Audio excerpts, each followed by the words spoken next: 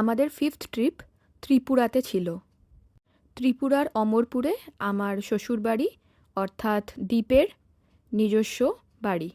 সেখানেই আমার second reception ছিল অর্থাৎ বৌভাত। ওর বাড়ির অনেকেই আসতে পারেনি বয়স্ক মানুষেরা, তাই জন্য ওখানে আমাদের সেকেন্ড রিসেপশন অথবা যাই বলা হোক বৌভাত ছিল। আমরা 26 অগস্ট প্লেনে করে রওনা দিয়েছিলাম আগরতলার উদ্দেশ্যে এবং 31 অগস্টই ফিরে এসেছিলাম।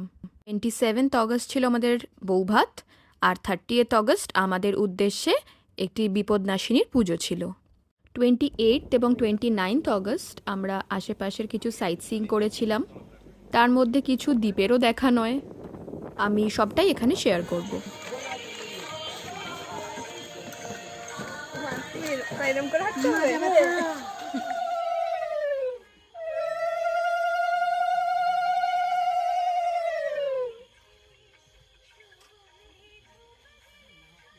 আমি বাড়ি থেকেই সব তোড়জোড় করে মেহেন্দি পরে গেছিলাম।